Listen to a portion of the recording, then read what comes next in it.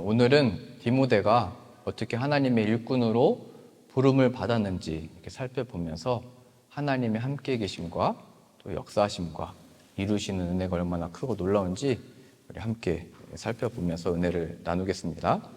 디모데의 아버지는 헬라인이었고요. 그리고 그의 어머니는 유대인이었습니다. 그래서 디모데는 자라면서 헬라인으로서 그 문화 속에서 살았던 겁니다. 그 시대 속에 신들을 섬기고 우상을 따랐던 사람인 것입니다. 근데 그의 어머니는 유대인이기 때문에 유대인의 어떤 신앙들을 어렸을 때부터 들어왔겠죠. 이제 그렇게 자랐던 것이 바로 디모데입니다. 그래서 청년인데요. 굉장히 어린 나이라고 표현이 되어 있는데 바울이 1차 선교 여행을 하면서 이 루스드라 땅에 오게 된 겁니다. 그래서 바울이 이곳에서 복음을 전하게 되면서 디모데가 이 바울을 만나게 되는 거죠. 바울이 그 복음을 전할 때 어떤 일이 일어나냐면 나면서부터 못 걷는 자를 걷게 하는 역사가 일어나게 됩니다. 그래서 사람들이 다 보고 놀랐겠죠. 아니 누가 나면서부터 못 걷던 자를 저렇게 걷게 하는가. 그러면서 사람들이 다 주목해서 이 바울을 헤르메스라고 하면서, 여기도 헤르메스가 차가 돌아다니잖아요. 예. 한 신의 이름이었는데 헤르메스가 우리 눈앞에 나타난 것이다. 그래서 이 자를 섬겨야 된다 하면서 신으로 모시려고 했습니다. 그 앞에 제사를 드리려고 했습니다. 그때 바울이 잘 아는 것처럼 옷을 찢으면서 내가 여기 온 이유가 너희들이 섬기는 이 신들, 그리고 이렇게 사람을 우상으로 만들어서 섬기는 일을 멈추게 하려고, 이게 헛된 것임을 알게 하려고 내가 온 것이다. 이 복음의 능력을 가지고 내가 온 것이다. 이거 멈춰야 된다. 이렇게 얘기를 하게 된 거죠. 그래서 디모데가 이러한 장면을 다 보고 목격을 하게 된 것입니다. 그 디모데의 생각에, 아니 못 걷는 자를 걷게 했으면 그것도 복음의 능력이잖아요. 큰 기적이잖아요. 뭐 지금도 그런 일이 일어나는 것은 기적입니다. 그런데 그러면 이제 사람들의 칭찬과 높임과 이 칭송을 받으려고 할 때 다 또 멈춰 세우잖아요. 아니 저건 또 뭔가, 뭐 저 같아도 사역을 하는데 이런 기적과 역사가 일어나면은 저도 뭐 성도님들한테 뭘 요구하거나 돈을 달라고 하거나 하진 않겠죠. 하지만 인정을 받고 싶거나 어떤 대우를 받고 싶겠죠. 아, 능력이 있는 사역자다. 근데 바울은 지금 그 앞에서 옷을 다 찢어버린 겁니다. 그러니까 디모데가 보기에 아니 저런 기적도 나타났고 저렇게 사람을 높임을 받는데 영광을 취하는 게 사람인데 이 모든 사람들 앞에 이 높임을 받고 칭송을 받고자 하는 게 인생의 뭐 자연스러운 모습인데 저 사람은 뭔데 저걸 다 옷을 찢으면서까지 왜 저러는 거냐, 저 사람이 전하는 바가 뭐냐, 이렇게 더 주목하게 됐겠죠. 이러한 상황 속에서 이제 그곳에서 계속 바울이 복음을 전하는데 사람들의 부류가 나눠지기 시작한 겁니다. 첫 번째는 이 바울의 하는 모습을 보면서 이 바울을 따르고자 한 사람, 또 한 부류는 어떤 사람이냐면 우리가 믿는 신을 무시했어? 우리가 가진 이 어떤 이방 신에 대한 이 신앙을 무시했어? 라고 하면서 이 사람들이 이제 화를 내게 된 것입니다. 그때 1차 선교 여행을 하면서 거쳤던 동네의 유대인들이 바울을 몇 번 죽이려고 해다 실패했거든요. 근데 이제 루스드라에서 복음 전하고 있다는 소식을 듣고 지금까지 왔던 그 경로에서 바울을 쫓아왔습니다. 그래서 이 바울에 대해서 화난 사람들을 선동해서 돌로 쳐 죽이게 한 것입니다. 루스드라의 성 안에서 바울이 돌에 맞아가지고 그래서 죽은 자처럼 쓰러졌을 때 사람들이 그를 질질 끌어다가 성 바깥으로 내버린 것입니다. 그래서 디모데가 또 이런 장면을 다 목격을 한 겁니다. 그러면서 이 바울에 대한 호기심도 있고 어떤 기대도 있고 어떤 능력이 있는 것 같았는데 지금 일어난 일을 보니까 아 그냥 하나의 해프닝이었구나, 그냥 잠깐 있었다가 없어지는 그냥 의미 없는 거구나, 어떻게 보면 더 기대를 가졌다면 상심도 했겠죠. 눈앞에서 그냥 힘없이 돌 맞아서 죽었으니까요.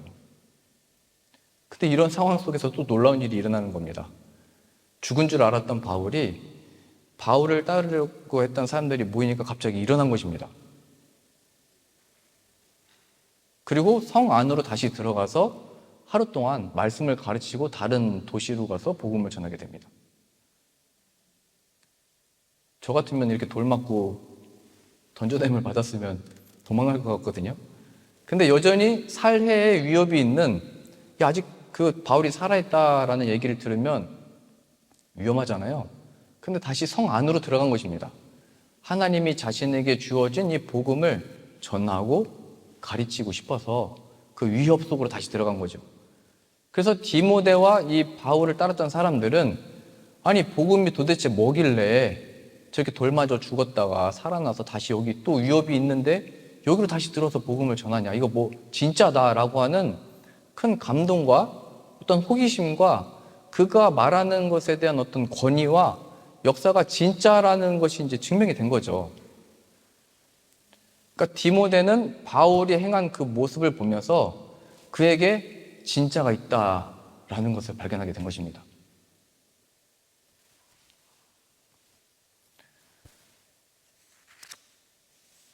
그러니까 지금 이거는 어떤 누가 와서 복음을 전하고 예수님을 믿으면 천국 간다라고 하는 그 말 자체가 아니라 정말로 삶에서 복음으로 사는 자의 모습을 보면서 살아있는 복음을 보게 된 것이고 듣게 된 것이고 따르게 된 것입니다. 그래서 오늘 이 본문의 말씀을 통해서 또 디모데가 하나님의 일꾼으로 부름을 받는, 또 구원을 받는 이 장면을 통해서 우리가 확인할 수 있는 게 뭐냐면, 우리가 복음을 전할 때 예수님 믿으세요, 이게 천국 가는 겁니다, 죄사함을 받는 것입니다, 이것도 다 맞는 말입니다.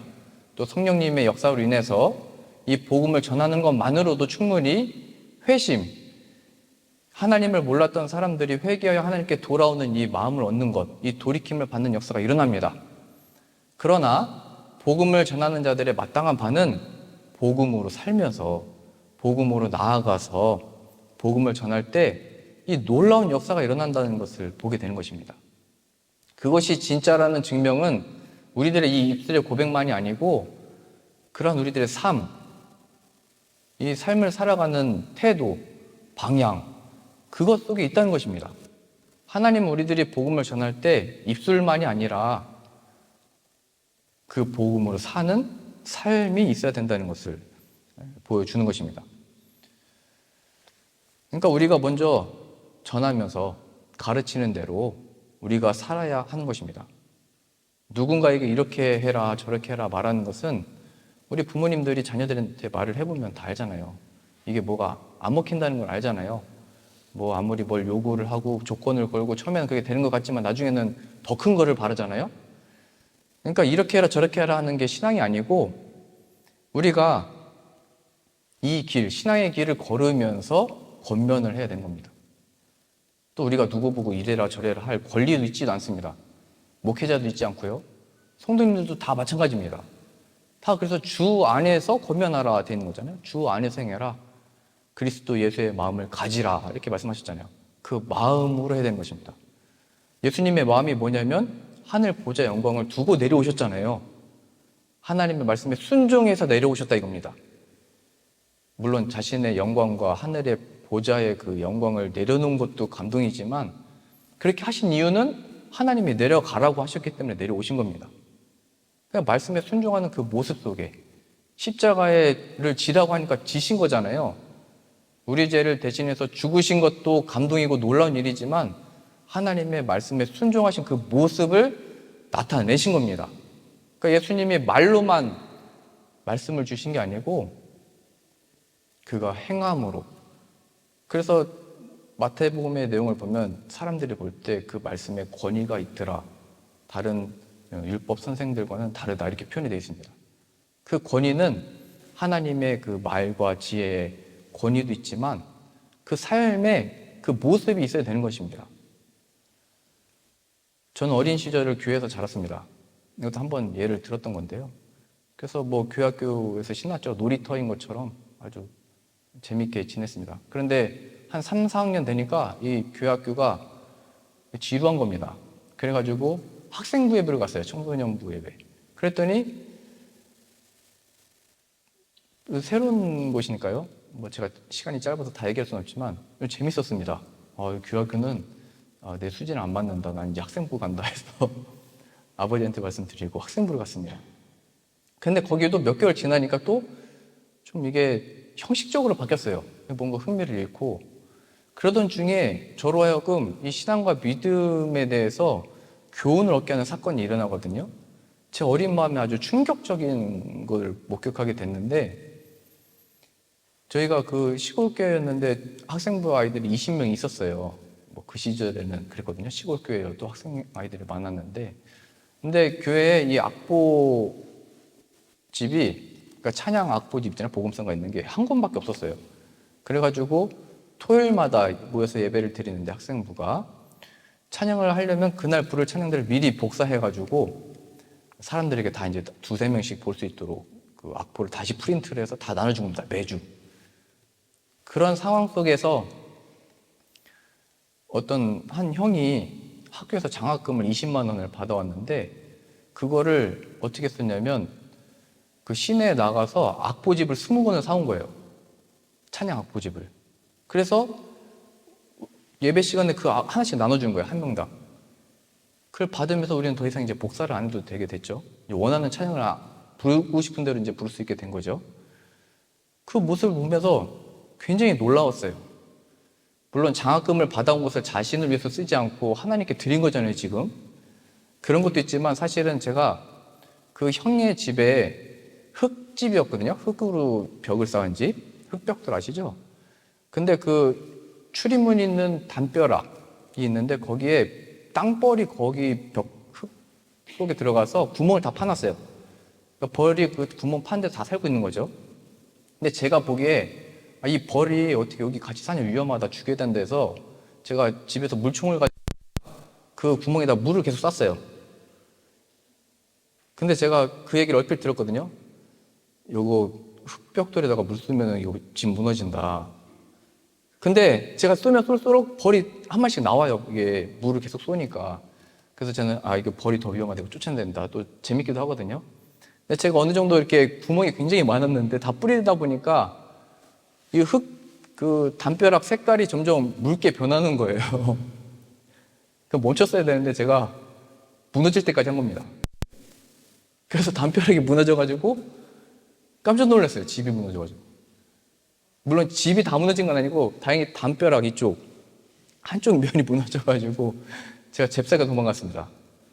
그래서 안 들켰거든요. 그래서 제가 그때부터 달리기를 진짜 잘 뛰었는데, 근데 지금 그 집의 형이 그 책을 사온 거예요. 물론 그 형이 공부를 잘하긴 했지만 그 집에 좀 이거 보수를 위해서 좀 준 것 같기도 하고 그런 것 같거든요. 근데 제 마음에 엄청난 찔림이 오는 거예요. 아니, 어떻게 보면 이 돈이 이 담벼락을 고친 데 쓸 수도 있는데 이거를 여기 가져와서 이걸 샀다고? 제 마음에 엄청난 찔림과 또 엄청난 이 감동과 이거 진짜 같다라는 생각이 딱 들었던 거예요. 그래서 제가 그때부터 찬양을 늘 회개하는 마음과 감사하는 마음으로 드리게 됐거든요. 이게 놀라운 그 역사를 저는 이렇게 경험을 하게 된 겁니다. 뭔가 이게 진짜를 보게 된 것입니다. 그래서 제가 깨달았어요. 이게 말로만 찬양에 집중해라, 딴짓하지 말아라, 찬양 크게 불러라 해야 될 게 아니고 정말로 그 찬양을 드리는 삶이 무엇인지가 보는 것이 살아있는 교훈인 거구나. 그것이 사람 속에 또 성령 하나님이 역사하는 또 도구와 수단이 되는 것이구나. 그래서 우리들이 어떤 순종하는 모습이나 하나님의 말씀을 따라가는 그 모습이 하나님의 이 능력이 임하는 거구나, 이것을 배우게 된 것입니다. 그래서 제가 그때부터 얼마나 이 초등학생이 크게 찬양을 불렀냐면 학생부 형들이 좀 작게 부르든지 그냥 나가라 이렇게 얘기를 했거든요. 근데 얼마나 감동을 받았으면 진짜로 그렇게 크게 불렀는지 모르겠습니다.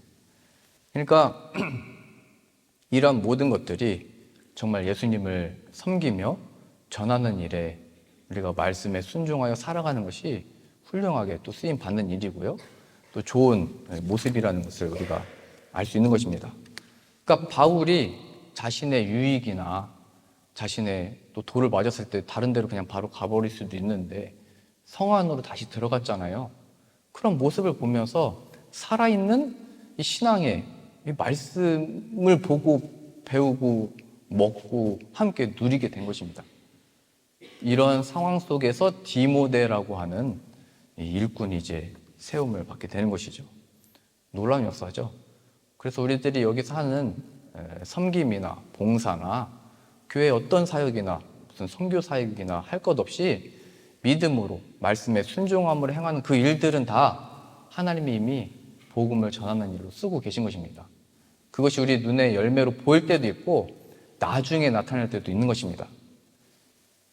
지금 바울도 보면요, 이 1차 선교 여행을 다 마치고 안디옥 교회로 갔다가 2차 선교 여행을 떠날 때 그때서 그 열매를 발견하거든요, 바울도. 왜냐하면 디모데의 존재가 그때 나타나게 되기 때문입니다.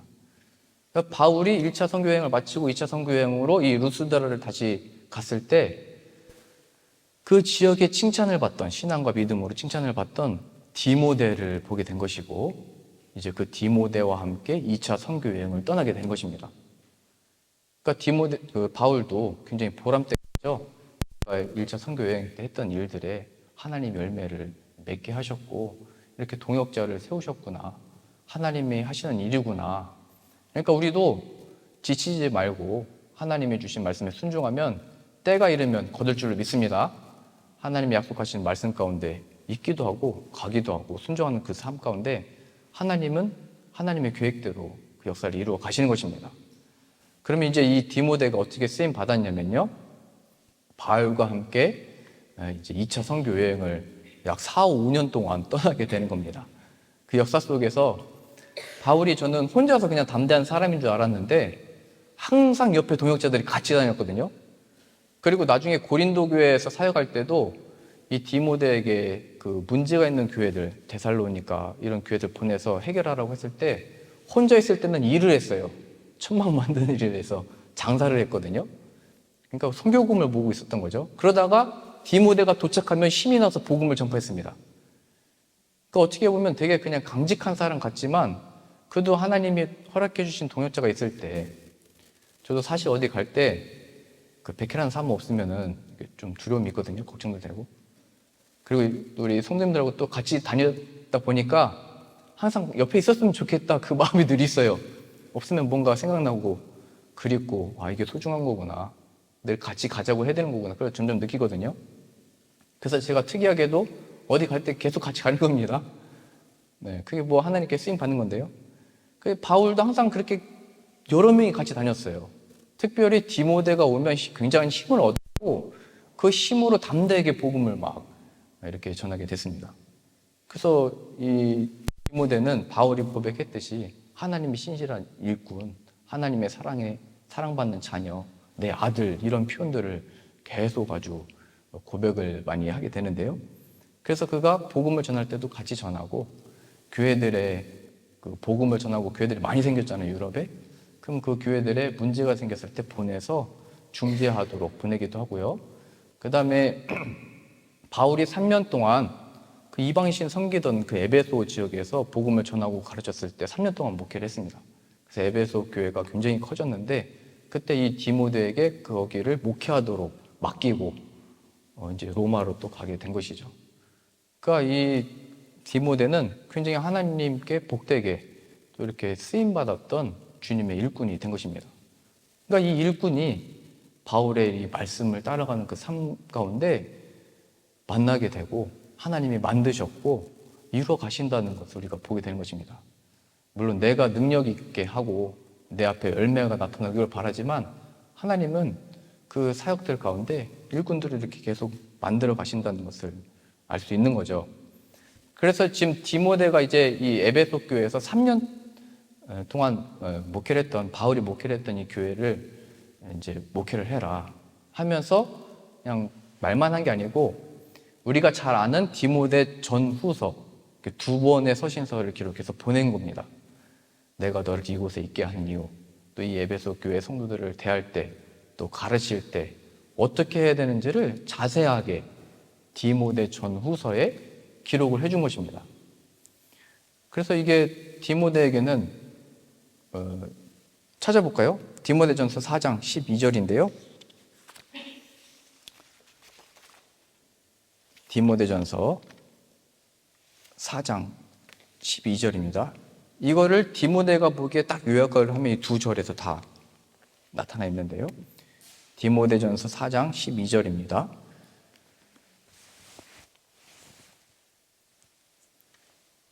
(4장 12절이요) 누구든지 내 연소함을 업신여기지 못하게 하고. 네, 딱 등장하죠. 나이가 어렸습니다. 그러니까 젊었던 거죠. 그런데도 이 에베소라고 하는 큰 교회에 그 일꾼으로 젊었던, 어렸던 그 디모데에게 맡긴 겁니다. 네, 다시 보세요. 4장 12절이요. 누구든지 내 연소함을 업신여기지 못하게 하고 오직 말과 행실과 사랑과 믿음과 정절에 있어서 믿는 자에게 본이 되어 내가 이를 때까지, 내가 다시 갈 때까지 읽는 것과 권하는 것과 가르치는 것에 전념하라. 그러니까 말씀과 기도에 충실하고 이걸 가르쳐라, 내가 올 때까지. 그런데 어떻게 하라고 표현하는 거냐면 다시 12절이요. 누구든지 내 연소함을 업신여기지 못하게 하고 오직 말과 행실과 사랑과 믿음과 정절에 있어서, 절제하는 모든 일에 있어서 믿는 자에게 본이 되라 라고 얘기를 했습니다. 그러니까 말로만 가르치지 말고 이 얘기죠. 행동에 있어서, 여기 말처럼 뭐 말투에 있어서, 또 모든 행실에 있어서 본이 되라. 사랑하는 자답게, 하나님의 또 사랑받은 자답게 그들을 행동하고 본이 되도록 행동하라, 이렇게 얘기할 수 있는 겁니다. 하나님의 말씀의 복음에 있어서 장애물을 만들지 말고 방해가 되지 않도록 행실을 삼가고 조심하고 복음을 전하는 데 도움이 되도록 본을 보여라. 행실, 행위, 여기 다 들어가는 겁니다. 그러니까 말로만 맨날 연구하고 가르치고 중요합니다. 말씀 보고 기도하는 일이 중요하죠. 그런데 본을 보여라, 이걸 같이 가르치는 겁니다. 디모데가 바울에게 이 말을 들을 때 이거는 진짜 너무 뭐 다 지키기 어려운 규칙들이나 법칙들이 아니고 살아있는 교훈이었던 겁니다. 왜냐하면 바울이 그렇게 살면서 가르쳤기 때문이고요. 그렇게 사는 바울의 모습을 디모데가 지금까지 봐왔기 때문입니다. 우리가 그냥 디모데 전후서 보면 이렇게 목회하는 거 힘들겠다, 난 못하겠다 이렇게 얘기를 할 텐데, 디모데는 정말로 이렇게 산 바울을 봤고 그의 말을 들었기 때문에 권위가 있어서 살아있는 말씀으로 그에게 적용이 되고 그 말씀대로 행하게 된 겁니다. 그래서 저도 29살 때 제가 처음 담임 목회지로 폴란드를 갔거든요. 29에 담임자 갈 때는 아무것도 몰랐죠. 그 전까지 부교육자 할 때는 그때가 제일 신난다는 걸 모르고 나 담임자 가니까 신난다 이랬는데 막상 그 비행기를 타니까 굉장히 두렵고 떨리더라고요. 이 비행기 때문에 떨린 줄 알았는데 제가 떨리는 거였어요. 그래서 그때 12월 28일 날 폴란드 그때 눈이 굉장히 많이 와서 공항에서도 이게 잘 착륙할 수 있는 건지 그때 팬 비행기를 또 타고 갔거든요. 독일 와서 독일에서 또 팬 비행기 타고 얼마나 진짜 떨렸는지 모르겠어요. 날도 춥고. 그러면서 제가 그때 그 비행기 안에서 읽었던 게 바로 디모데 전후서입니다. 내가 이제 어떻게 목회를 해야 될지, 이제 나도 어린 나이에 가니까 저보다 나이가 다 많잖아요. 저보다 어린 사람이 없었던 것 같거든요. 거기는 다 청년들도 직장을 다니는 청년이었기 때문에 저랑 비슷했어요. 그래서 다 나이가 저보다 훨씬 많았기 때문에 목회자가 제일 어린데 어떻게 되냐. 디모데 전후서를 읽어보니까 디모데도 어렸는데 에베소라는 큰 교회 갔구나. 이 마음이 위로가 됐고, 또 제가 바울을 좋아해서 신학교 때 바울 연구를 했거든요. 그래서 바울의 그 삶을 이제 아니까 이 바울의 권면과 가르침이 저의 말씀으로 이제 그냥 쏙쏙 받아들인 겁니다. 내가 처한 이 담임 목회를 이제 피할 수도 없는 이 상황, 내가 이 또 바울을 또 친하고 가깝다고 생각을 해서 그런 건지 여튼 그 권위 있는 말로 이제 들린 거예요. 그래서 내가 이제 폴란드 들어가면 담임 사역할 때 이렇게 해야 되는 거구나. 저에게 위로와 이 새 힘과 이 담대함을 얻게 하는 그 능력의 말씀이 된 것입니다. 그러니까 저는 바울을 만난 적이 없거든요. 그의 음성을 들어본 적도 없고 그가 행한 일을 본 적이 없습니다. 근데 성경을 통해서 알게 된 거죠. 또 그 성경을 보다 그걸 믿게 된 거죠. 그래서 그의 말이 권위 있게 제게 임한 것입니다. 이게 놀라운 역사거든요. 성경 말씀에. 성경에 살아있다고 하는 이유가 뭐냐면 실제로 있었던 일이고 실제로 있었던 이 사건들을 성령 하나님 우리들에게도 동일하게 역사하시기 때문입니다. 모든 성경들의 인물들을 통해서 역사하셨던 그 하나님이 이때도 살아계셨던 것이고 이 하나님이 바울을 통하여 이 이야기를 통하여 저에게도 동일하게 역사하셨기 때문에 저도 이 말씀을 보면서 위로와 힘을 얻어서 나갔던 것입니다. 그래서 제가 전도 사역하다가 또 독일 또 이 담임 사역하러 오면서도 또 디모데 전후서를 또 자세하게 연구하고 읽으면서 오게 된 것인데요. 이처럼 바울이 이 디모데에게 줬던 그 서신서들이 지금 2000년이 지난 이 조성은이라는 사람에게도 힘과 위로와 능력을 줬다면 정말 하나님 하시는 일은 정말 신비한 일이고요. 이 말씀 속에 뭐가 답이냐라고 말을 하지만 실제적으로 하나님의 일들을 하는 힘과 동기와 능력이 이 안에 다 있는 것입니다. 그러니 우리가 먼저요, 이 말씀들을 부지런히 읽고 또 말씀을 들을 기회가 있을 때 참여를 하고 그 말씀을 또 보고 배우고 질문도 던지고 해야 되는 겁니다. 이 말씀의 일물들을 또 우리가 연구를 해야 되는 겁니다. 그때 하나님이 또 우리가 이 말씀들을 다 이해할 수 없겠죠. 왜냐하면 이게 수천 년의 역사인데 이걸 어떻게 우리가 이대로 살 수도 없고 뭐 이대로 다 따라 할 수도 없습니다. 다 바울처럼 살 수가 없잖아요. 다 뭐 아브람처럼 할 수가 없고요. 다 뭐 디모데처럼도 할 수 없습니다. 뭐 수십 명의 사람들이 기록되는데 어떻게 다 이거를 하겠어요. 그러나 동일하게 하나님을 통해서 이 역사가 주어졌다는 것에 있어서 우리도 이 사람들과 같이 은혜를 받을 수 있는 거고요. 이 사람들과 같이 순종함으로 이 땅을 살아갈 수 있는 것입니다. 그러니까 믿음으로 그렇게 발걸음을 떼고 하나님께서 허락하신 것만큼 사역을 하고 나아갈 때 하나님이 역사하실 줄로 믿습니다. 우리의 모든 처지와 상황과 시대를 넘어서서 역사하시는 그 하나님을 기대하면서 말씀에 순종하여 살아갈 때 이 크고 놀라운 역사를 함께 경험하고 그 은혜를 높이며 찬양하는 저 여러분들 다 되실 수 있기를 소망합니다.